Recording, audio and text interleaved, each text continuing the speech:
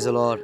எனக்கு அன்பான தேவஜனமே, தேவ பிள்ளைகளே, உங்களுடைய வாழ்க்கையிலே நீங்கள் மகிழ்ச்சியாக இருப்பீர்கள் என்பதை கர்த்தருக்குள்ளாக விசுவாசிக்கிறேன்.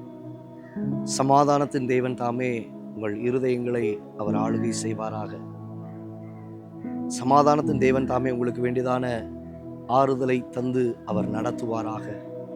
கிருபை உங்களோடு இருப்பதாக. இந்த நாளிலும் தேவனாகிய கர்த்தர் உங்களோடு கூட பேசுகிற ஒரு வார்த்தையாவது, ஏசாயா எழுதின தீர்க்கதரிசனத்தின் புஸ்தகத்திலே 54ஆம் அதிகாரம் 14வது வசனத்திலே வாசிக்கிறோம். நீதியினால் ஸ்திரப்பட்டிருப்பாய், கொடுமைக்கு தூரமாவாய், பயமில்லாதிருப்பாய், திகிலுக்கு தூரமாவாய், அது உன்னை அணுகுவதில்லை.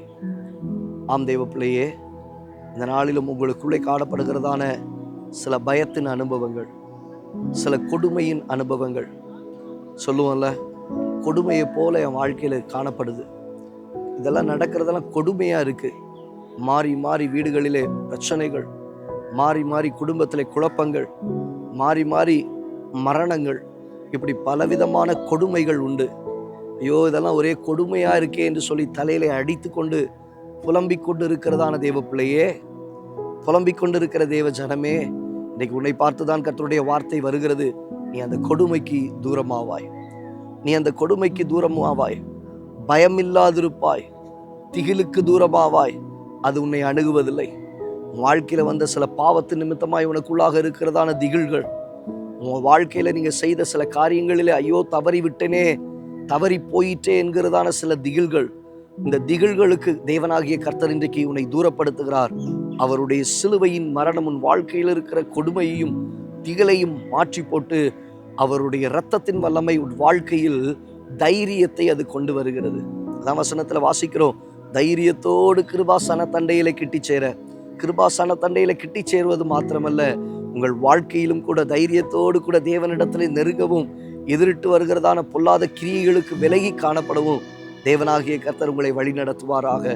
நீதியினால் நீ ஸ்திரப்பட்டிருப்பாய், கொடுமைக்கு தூரமாவாய், பயமில்லாதிருப்பாய், திகிலுக்கு தூரமாவாய், அவைகள் ஒரு நாளும் ஒருபோதும் உன்னை அணுகுவதில்லை, உன் குடும்பத்தை அணுகுவதில்லை.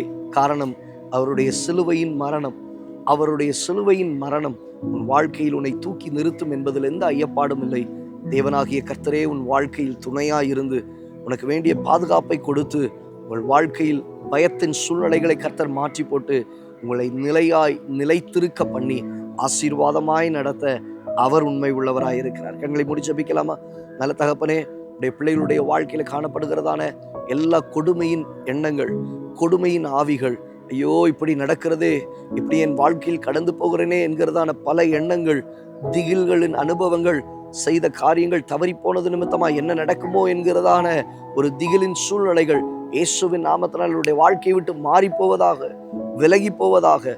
பயமில்லாதிருப்பாய், பயமில்லாதிருப்பாய், தேவனாகிய கர்த்தர் உனக்கு துணையாய் இருப்பார் என்று சொல்லப்பட்டது போல நீர் உம்முடைய பிள்ளைகளுடைய வாழ்க்கையில துணையாய் இருந்து பயமில்லாமல் என் தேவநீர் அவர்களை நடத்தி செல்ல ஜெபிக்கிறேன். ஆசீர்வாதமாய் நடத்தும் இயேசுவின் நாமத்தில் பிதாவே, ஆமென். ஆம் தேவ ஜனமே, உங்களுக்குள்ளாக இருக்கிறதான கொடுமையின் ஆவிகள், வாழ்க்கையில எதிரிட்டு வருகிறதான கொடுமையின் சூழ்நிலைகள், எல்லா திகிலின் அனுபவங்கள், அவைகளை மாற்றி நீங்கள் பயப்படாமல் முன்னேறி செல்வதற்கு தேவனாகிய கர்த்தர் உங்கள் வாழ்க்கையில் உதவி செய்வாராக. God bless you. God bless you. God.